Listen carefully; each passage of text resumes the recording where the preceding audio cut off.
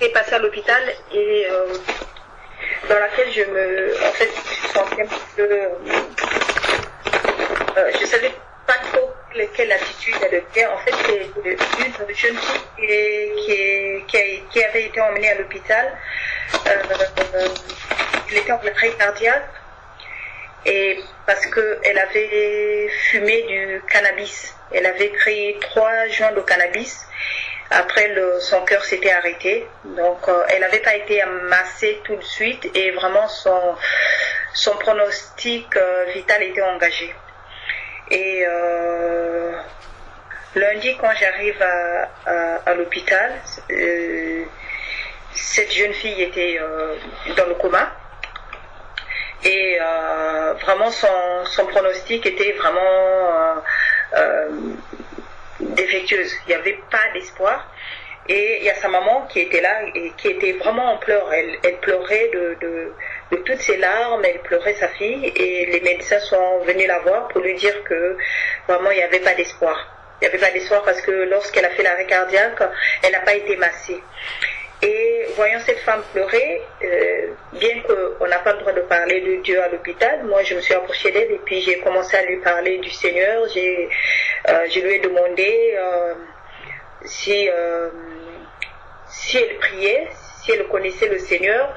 Elle a dit oui, qu'elle priait et qu'elle avait foi dans le Seigneur, mais elle pleurait tellement. J'ai dit mais la manière dont vous pleurez, c'est comme si vous n'aviez pas foi. Si vous avez la foi au Seigneur, vous ne devez pas pleurer comme ça. Et j'ai commencé à l'exhorter, lui parler du Seigneur Jésus.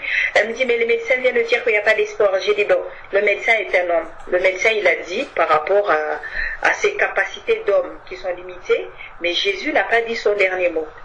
Et je l'ai vraiment exhortée. À un moment même, elle était tombée en syncope. Et je lui ai apporté un petit gâteau. J'étais à côté d'elle pour qu'elle mange. Et je lui parlais du Seigneur.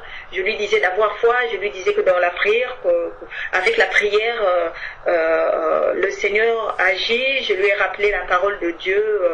Lorsque le Seigneur dit à Marthe, ne t'ai-je pas dit, si tu crois, tu verras la gloire de Dieu. Et tous les jours, voilà, je partais la voir, je l'exhortais. Quand je rentrais dans la chambre de la jeune fille, je priais le Seigneur rapidement.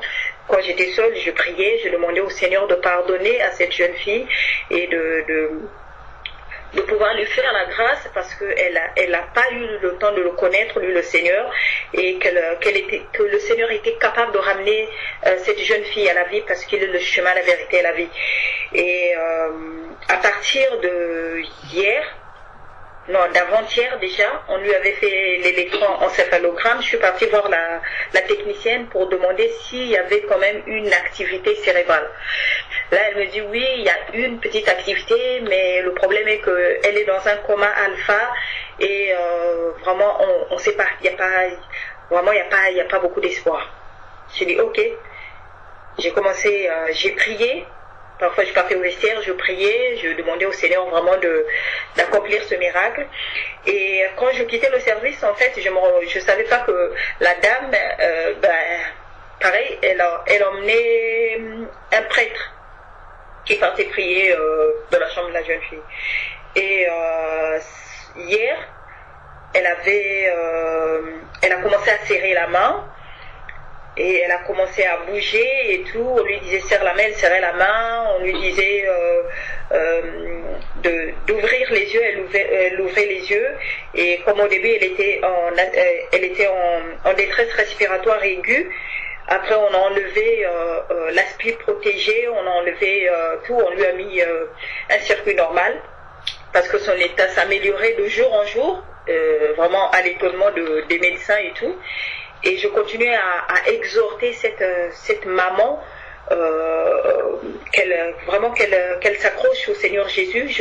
Déjà, elle vient me voir hier, ma soeur, tu vois, elle a commencé à ouvrir les yeux, elle a commencé à répondre aux ordres simples. J'ai dit voilà, le médecin, lui, il a dit que c'était fini, mais Jésus n'avait pas dit son dernier mot. Donc on continue de prier et ma soeur, tu verras que le Seigneur va agir. Et on a continué comme ça. Et ce matin, en fait d'hier à aujourd'hui, vraiment l'évolution a été extraordinaire. Donc a ouvert les yeux, elle respirait normalement, on lui a fait une VS tube, elle respirait seule. Les médecins rapidement ont décidé de l'extuber. Donc elle a été extubée. Moi je suis partie dans sa chambre, je lui ai parlé, je lui ai dit vraiment le Seigneur t'a ramené à la vie, on a beaucoup prié pour toi, gloire soit rendue à l'Éternel. Elle me regardait et puis avec un sourire. Et il y a la grande sœur, plutôt la tante de sa maman qui est venue, comme ils avaient l'habitude de me voir exhorter leur sœur, elle est venue me voir. Elle me dit, ah ma soeur, tu vois ce que Dieu fait. J'ai dit, gloire soit rendue à l'Éternel. Déjà hier, je lui dis, ma soeur, vous savez, il faut parler de Jésus à vos enfants.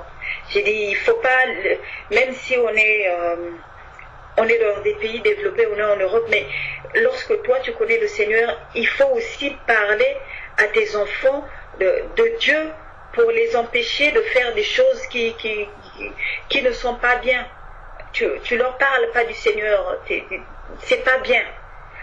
En fait, jusque-là, je savais pas trop. J'avais pas eu le temps de lui demander où elle priait.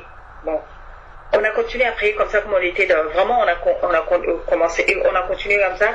Et aujourd'hui, je l'attendais parce que je voulais continuer à l'exhorter. Et sa tante me dit. Mais elle viendra pas aujourd'hui parce que elle est repartie voir le prêtre, sûrement pour dire merci au prêtre. Et je me suis en fait sentie bizarre. C'est comme si, quelqu'un prenait la gloire du Seigneur, parce que moi je sais que c'est le Seigneur Jésus qui a agi, et je sais que ça c'est vraiment ce que Dieu fait lui-même.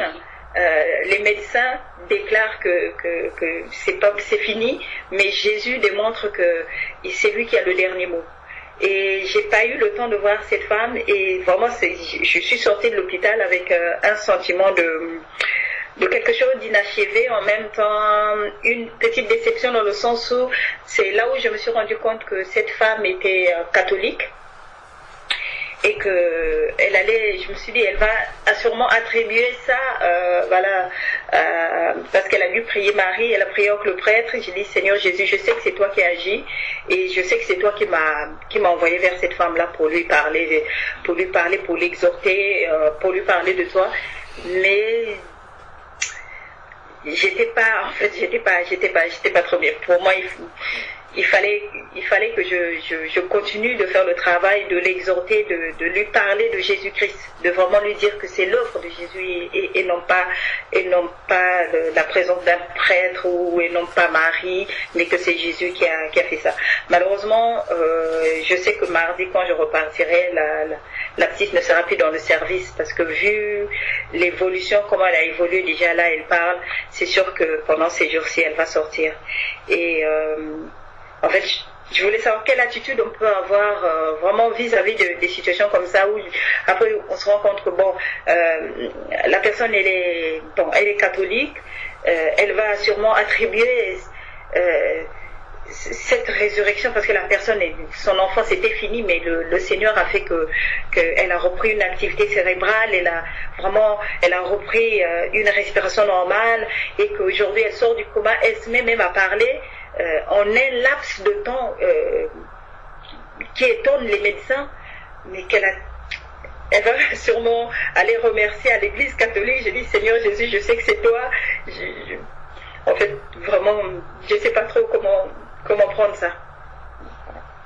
Voilà ce que je voulais dire.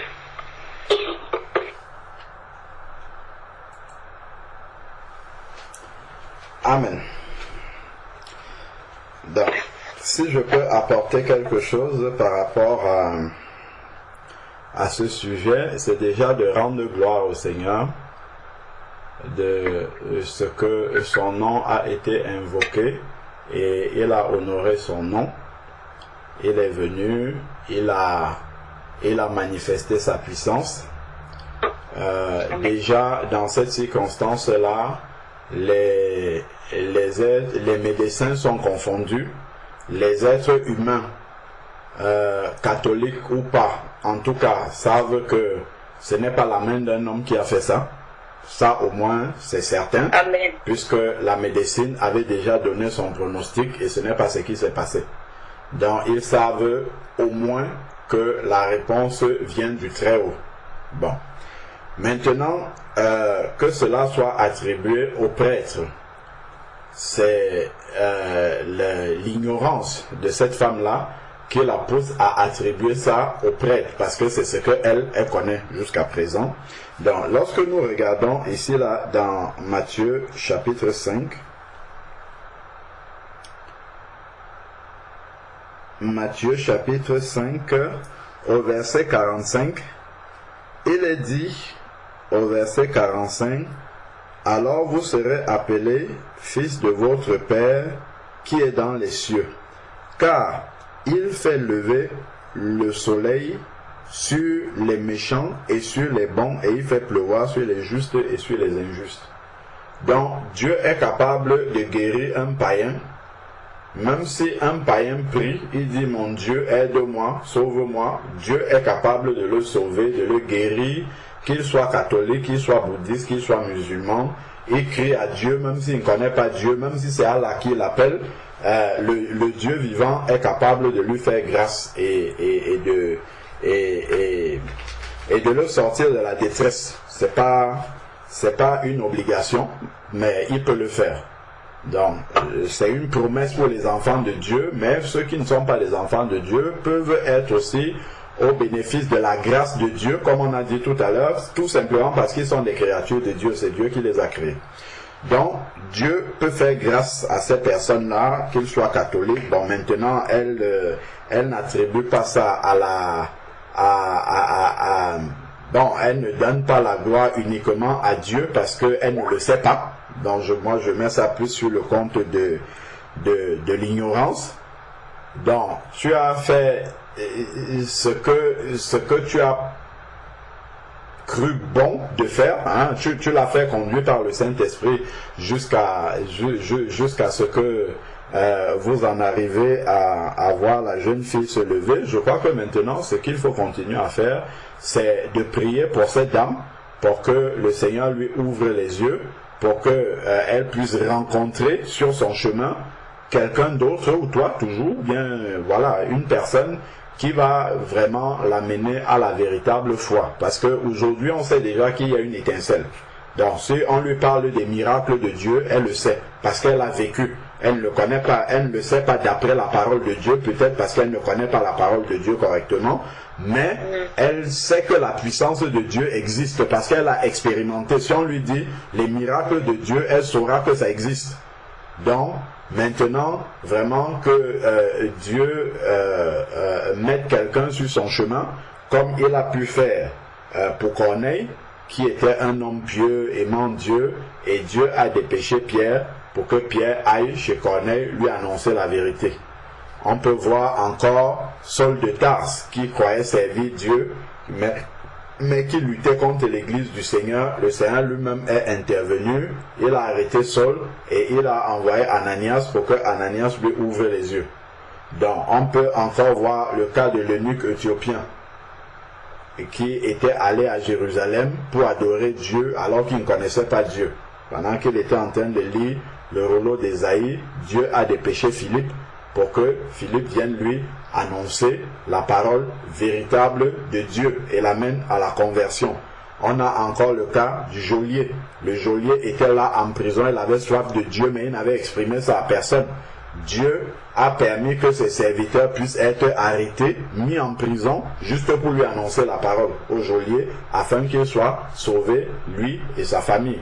Donc on voit vraiment que là où il y a un besoin de Dieu et que les gens sont dans l'ignorance, Dieu répond. Avec tous les cas que nous voyons là, nous voyons vraiment que Dieu suscite des personnes qu'il met sur le chemin de ces personnes-là, afin que les personnes entendent la vérité par rapport à ça. Donc vraiment que le Seigneur pousse cette dame-là à continuer à témoigner de ce que Dieu a fait dans la vie de sa fille, et qu'au travers de ça, elle tombe sur une personne qui va pouvoir l'éclairer par rapport à ça, et vraiment lui expliquer que c'est bien le miracle, mais le miracle n'est que une manière pour Dieu de l'attirer afin de lui donner ce qui est plus grand que le miracle, c'est-à-dire le salut de son âme et le salut de l'âme de la jeune fille qui a été ramenée à la vie. Parce que si elle a été ramenée à la vie et que, bon, elle continue à vivre comme ça, ne cherchant pas Dieu, ce n'est pas ce que le Seigneur souhaitait pour elle. Le Seigneur, s'il l'a ramenée, c'est pour qu'elle puisse le connaître, le servir et que son témoignage puisse également édifier d'autres personnes. Donc je crois qu'il faut continuer à accompagner ça dans la prière. Dieu, il sait se défendre de lui-même. Jésus-Christ sait se défendre de lui-même. Donc, il sait faire sa propre publicité lui-même. Donc, si on n'a pas pu faire sa publicité à un moment, ne nous dérangeons pas pour ça. Elle va trouver d'autres personnes qui vont lui faire la publicité de Jésus-Christ. Donc, tu as fait ta part. Il faut poursuivre maintenant dans la prière, sachant que même si les choses ne se passent plus sous tes yeux, l'Esprit de Dieu va continuer à travailler, même avec les paroles qu'elle a entendues, que tu lui as dites. Le Seigneur, par son Esprit, va continuer à travailler dans son cœur. Et qui sait, peut-être un jour, Dieu peut toucher son cœur et se dire, bon, ben, je sais que dans le service où ma fille était là-bas, il y a quelqu'un qui m'a parlé, elle peut revenir, te donner des nouvelles, elle peut revenir, je sais pas, voilà. Vraiment, je crois la suite, c'est vraiment la prière. Dans la prière, le Seigneur va poursuivre le travail qu'il a commencé dans cette famille-là. Amen. Amen. Amen. Gloire à l'Éternel. Amen. Amen. Amen. Amen. Amen. Moi, je voulais ajouter un témoignage par rapport à ça. Il y a eu un témoignage qui est en train de circuler sur le WhatsApp. Ça vient d'Angola. Et il y avait, à l'Angola, il y a un couple, bon, la femme, elle prie, mais le mari, elle croit pas, lui, il ne prie pas. Alors, la femme, elle est encore, en fait, dans l'église du bâtiment, elle est dans le groupe des mamans là-bas. Alors, la femme, elle a demandé à son mari, ben, tu sais, aujourd'hui, c'est l'assemblée des mamans, moi, je vais aller. Alors, le mari lui a dit, non, ne va pas, je t'avais interdit, il ne faut plus aller à l'église, moi, vos histoires là, de l'église, je ne crois pas ça, tout là, la dame, elle a dit, non, moi, je vais aller. Et le monsieur, il a dit non. Et ils étaient là en train de dire non, et oui, non.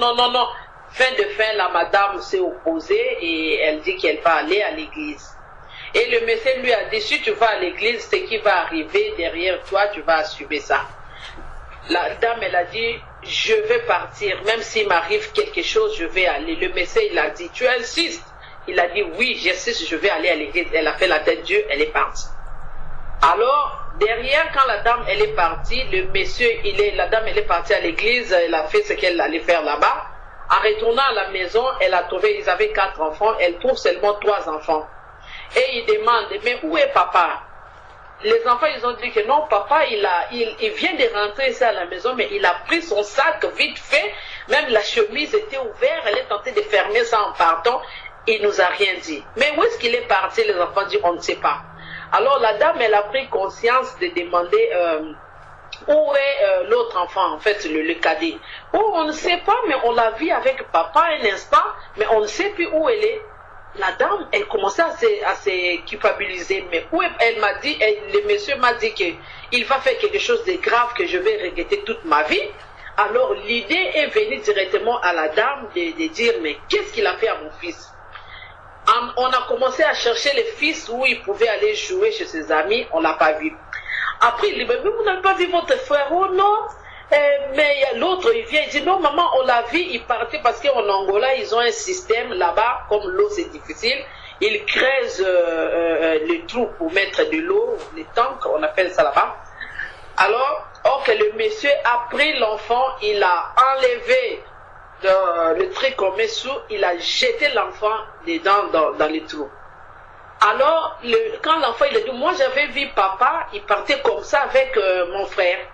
Alors la dame, il vient, il appelle l'enfant, il écoute l'enfant en train de pleurer dans le trou là-bas. Il a fait au secours, les garçons du quartier sont venus de la rue pour venir l'aider. On trouve l'enfant qui pleure dans les trous au milieu, il y a vraiment de l'eau dedans. et on a cherché pour secourir l'enfant, on a secouru l'enfant. Maintenant quand on a secouru, on voit l'enfant depuis, il a fait 3 heures dans l'eau, mais l'enfant ne s'est même pas noyé, un enfant de 7 ans, il ne s'est même pas noyé ou bien quoi que ce soit. Alors quand on a fait sortir l'enfant, et l'enfant, on a dit, mais comment tu es dans l'eau? On l'a posé la question, mais toi comment, depuis, on t'a dit, comment tu t'es retrouvé là? L'enfant il a dit, c'est papa qui m'a acheté dans les trous. Après ils ont dit, mais comment tu as fait pour survivre puisque tu devais normalement te noyer? Il a dit non, quand papa il m'a jeté dans les trous, il y avait un monsieur qui m'avait recueilli. Le monsieur là, c'est lui, j'étais dans ses bras, dans l'eau, dedans là-bas. Donc il était là, il jouait avec moi, il m'a donné à manger, tout là. On était à 2, même c'est papa là qui a fait que c'est lui qui m'a remis chez vous. Vous étiez à 2 avec un papa, il dit oui, mais comment vous m'avez sauvé et vous avez laissé ces messieurs dans les trous?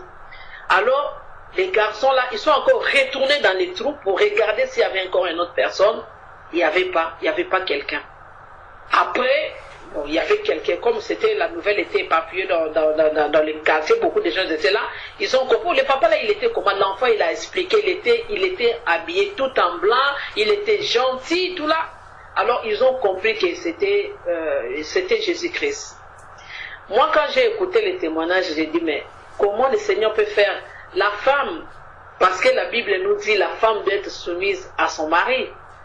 Et la femme là, qui n'était même pas soumise à son mari, il est parti. Et son mari qui fait l'acte comme ça, mais Dieu vient quand même sauver cet enfant-là. Donc c'est là que je n'ai pas bien saisi vraiment. Bon, je ne sais pas qu'est-ce que Dieu voulait faire à partir de là. Parce que la femme, déjà au début, le mari dit non, lui dit oui. Non, oui. Et il tombe dans l'occasion là et Jésus sauve cet enfant-là. Donc ça m'avait un peu perturbé un tout petit peu.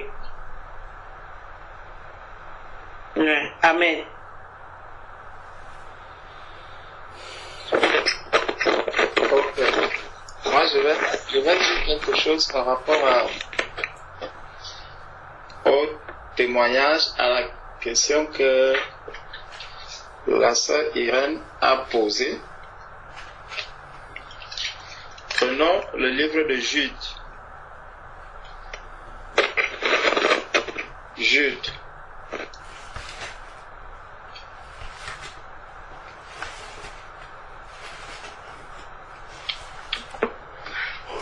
Jude. Nous allons prendre quelques versets là-dedans.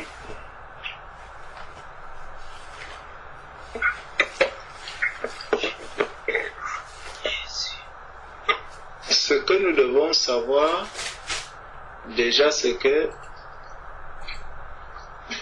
le Seigneur nous dit dans 2 Corinthiens chapitre 5 au verset 20 que nous faisons donc les fonctions d'ambassadeurs pour Christ, comme si Dieu exhortait par nous. Donc, lorsque la sœur Mourane donne son témoignage, on voit une situation qui peut nous sembler tout à fait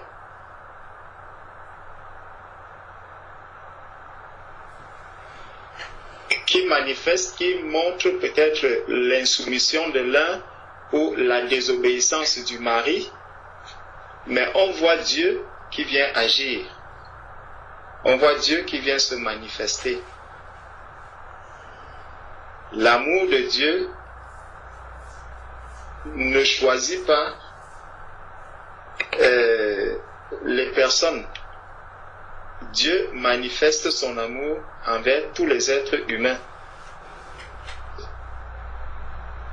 Car Dieu a tant aimé le monde qu'il a envoyé son Fils afin que quiconque croit en lui ne périsse point mais qu'il ait la vie éternelle. Donc Dieu vient manifester son amour envers tous les hommes. Et on voit dans Jude justement une scène où le corps de Moïse est discuté. Nous savons que Moïse était un serviteur de Dieu. Moïse est un enfant de Dieu, mais Satan vient quand même pour discuter.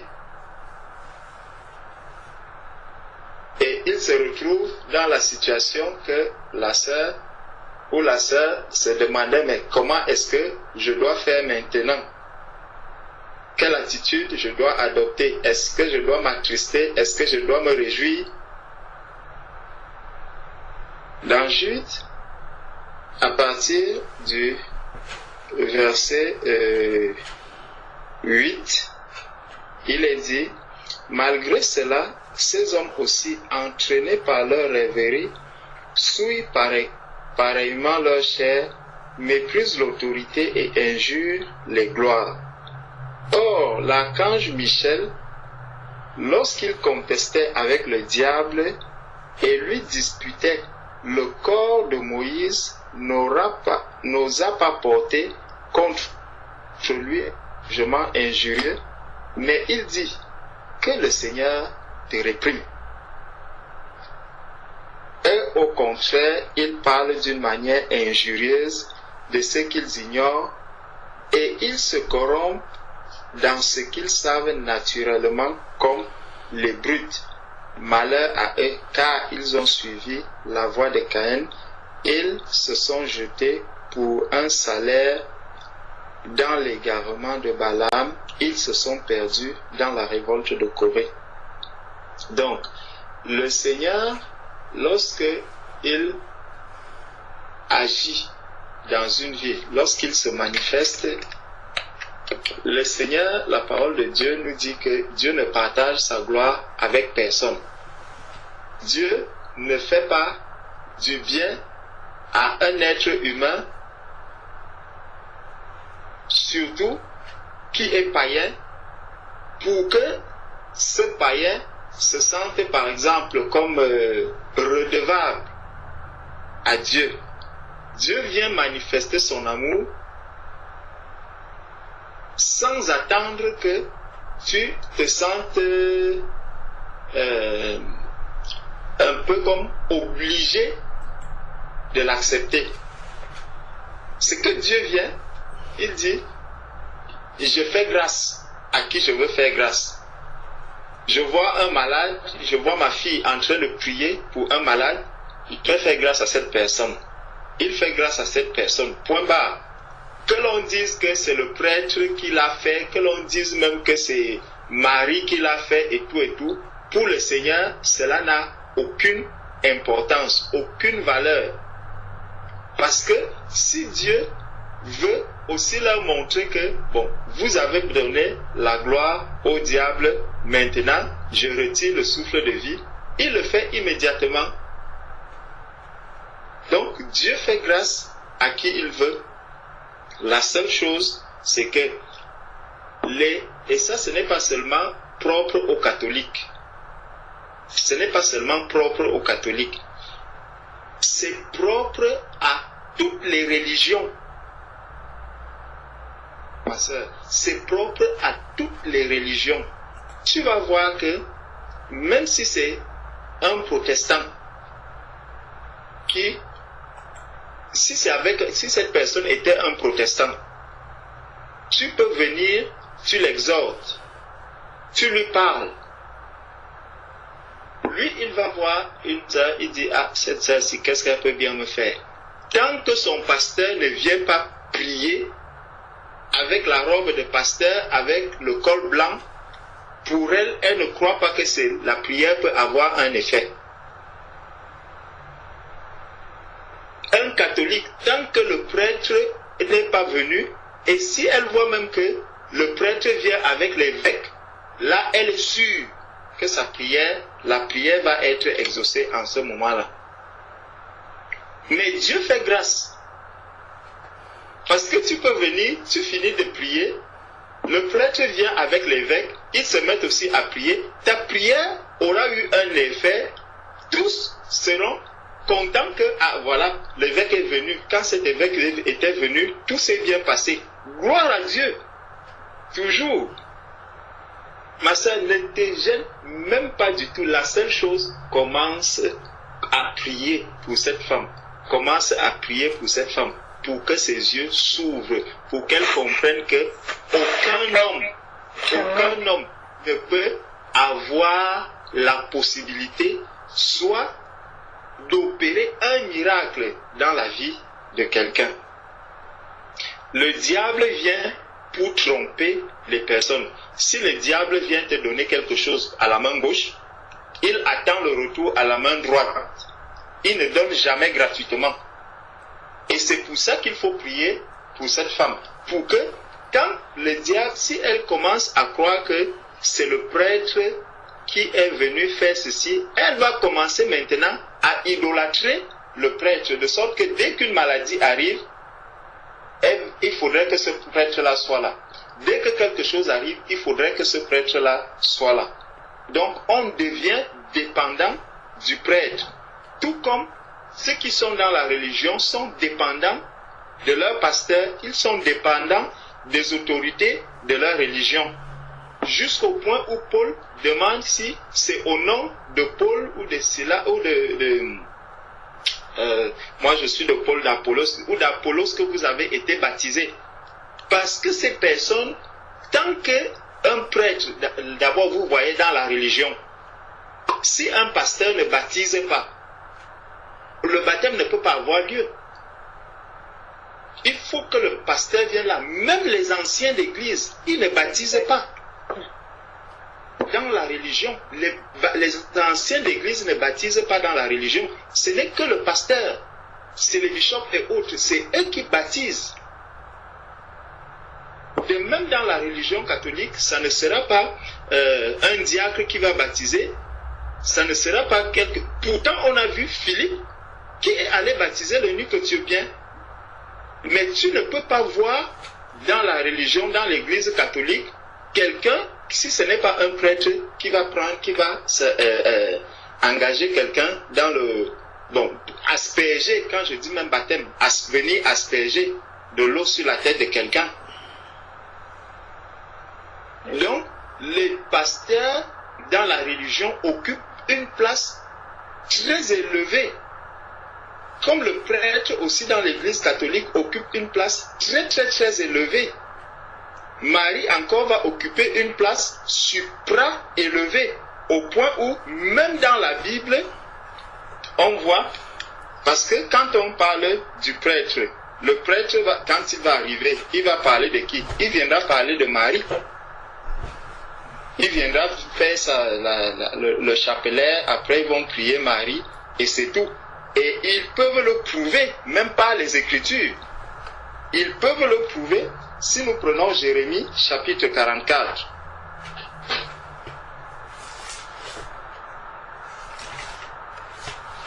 Si nous prenons Jérémie au chapitre 44, prenons à partir du verset 15. Jérémie 44 à partir du verset 15.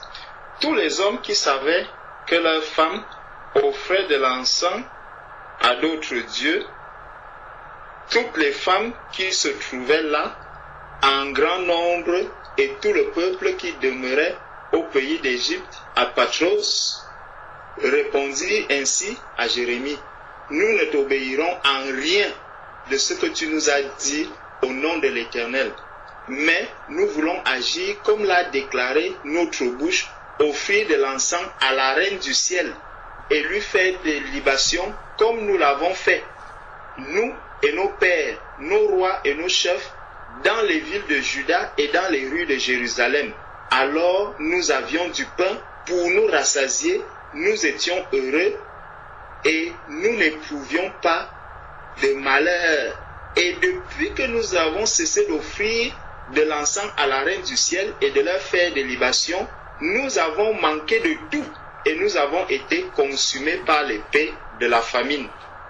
D'ailleurs, lorsque nous offrons de l'encens à la reine du ciel et que nous lui faisons des libations, est-ce sans la volonté de nos maris que nous lui préparons des gâteaux pour l'honorer et que nous lui faisons des libations? Jérémie dit alors à tout le peuple, aux hommes et aux femmes, à tous ceux qui lui avaient fait cette réponse: l'Éternel ne s'est-il pas rappelé, n'a-t-il pas eu à la pensée l'encens que vous avez brûlé dans les villes de Juda et dans les rues de Jérusalem, vous et vos pères, vos rois et vos chefs et le peuple du pays, l'Éternel n'a pas pu le supporter davantage à cause de la méchanceté de vos actions, à cause des abominations que vous avez commises, et votre pays est devenu une ruine de désert, un objet de malédiction comme on le voit aujourd'hui.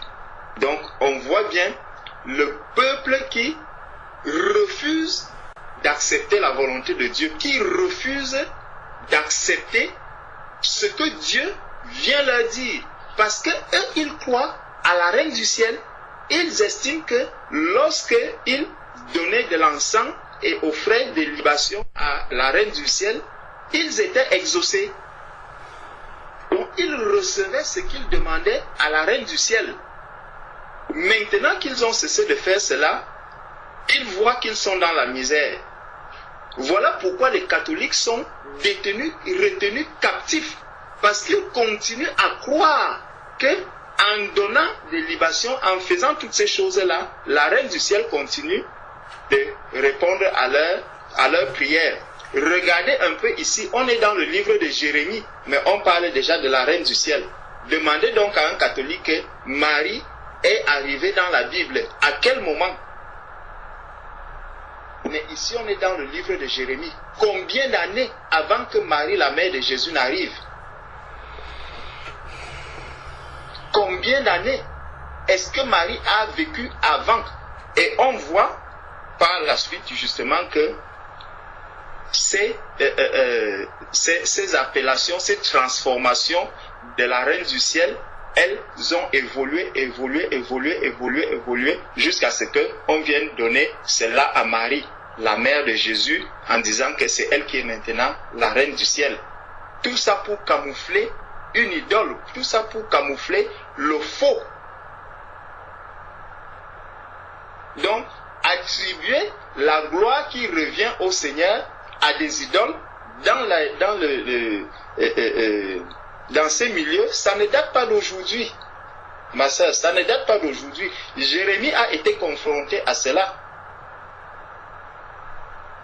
Dieu vient manifester sa gloire, Dieu vient accorder sa miséricorde, mais au lieu que la gloire de Dieu soit manifestée, le peuple estime que non, il faut retourner aux idoles, il faut retourner à la reine du ciel, il faut donner la gloire à la reine du ciel, c'est elle qui mérite la gloire et non pas l'Éternel.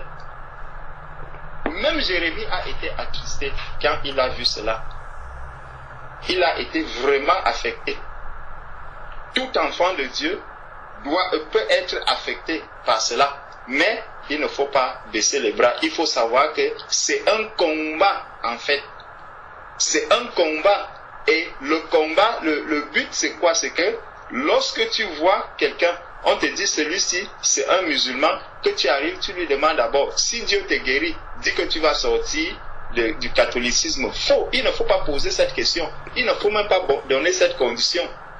Quelqu'un est malade, tu le vois, tu pries, tu exhortes comme si Jésus-Christ arrivait devant un malade. Quelle attitude allait-il adopter? Tu adoptes cette attitude, tu fais ce qu'il y a à faire, tu continues ton chemin. Que la gloire ne te revienne même pas. Qu'on ne dise pas, ah, vraiment, cette sœur-là, vraiment, si elle n'avait pas prié ceci, non. Que la gloire revienne à l'Éternel. S'ils veulent donner la gloire aux prêtres et à la reine du ciel, gloire à Dieu. Pourvu qu'un jour, elle-même puisse se repentir. Pierre nous a dit, ayez un bon comportement devant les païens, afin que le jour où ils qu'ils s'en souviennent, quand eux-mêmes aussi se repentiront, pour paraphraser.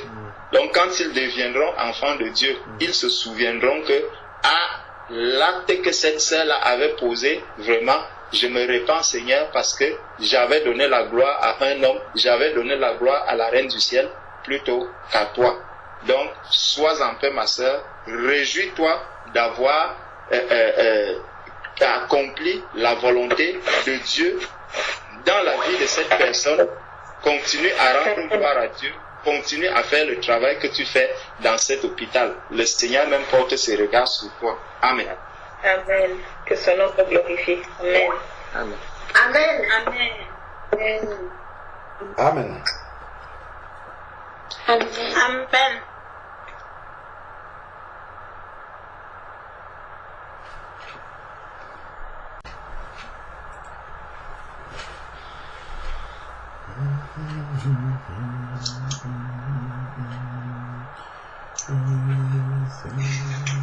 Amen. Ma soeur, pour t'encourager, je me souviens qu'en 2009, j'avais été très malade et j'étais catholique. J'ai pratiqué le catholicisme à ce moment-là et j'ai prié Marie. Donc j'ai fait le chapelet. Il y a d'autres personnes également de la religion protestante qui ont prié pour moi. Mais moi j'étais catholique, donc j'ai fait le chapelet et j'allais à l'église catholique. Et Dieu m'a fait grâce. Dieu m'a guéri. Bon, moi je me disais que c'est Marie qui m'avait guéri. Et plus tard, c'est bien plus tard, des années plus tard, ma soeur, bien plus tard, lorsque j'ai été converti, que je suis devenu un enfant de Dieu, que Dieu m'a rappelé tout ça. Il m'a rappelé qu'en 2009, tu as été très malade et c'est moi, Dieu, qui t'ai guéri. C'est pas Marie ou bien c'est pas à cause des chapelets, c'est pas à cause de tes prières que tu faisais devant comment ils appellent ça, la sacristie, tout ça. C'est pas à cause de ces prières-là, mais c'est moi, Dieu, tout-puissant, qui t'ai guéri.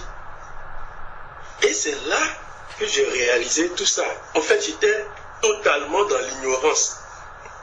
C'est tout ce que je connaissais en tant que catholique. Tu es malade, tu as un problème, tu prends ton chapelet, tu grignotes les grains en récitant. Et voilà, la reine du ciel va intercéder auprès de son fils pour que lui te guérisse. Donc, c'est ce que j'avais à l'esprit. Vraiment, sûrement que comme toi, ceux qui m'avaient prié pour moi à ce temps-là, qui n'étaient pas de la religion catholique, sûrement que ils étaient un peu attristés de voir que malgré leurs exhortations, leurs prières, j'ai continué à fréquenter le catholicisme. Mais le Seigneur a fait grâce des années plus tard de vraiment me rappeler ça. Et je rends grâce au Seigneur. Parce que comme les frères l'ont dit, le Seigneur ne fait exception de personne. Malgré mon ignorance, il a eu pitié de moi pour me guérir. Parce que c'était une maladie assez grave. Et le Seigneur vraiment m'a fait grâce, malgré mon ignorance. Et la prière, sûrement de ces personnes-là, qui étaient aussi protestants, mais le Seigneur a fait grâce. Mais c'est juste pour mettre l'accent sur le fait que au moment où ça se déroule, on peut avoir l'impression qu'il n'y a pas un fruit tangible qu'on voit, mais comment le Seigneur, il est fidèle.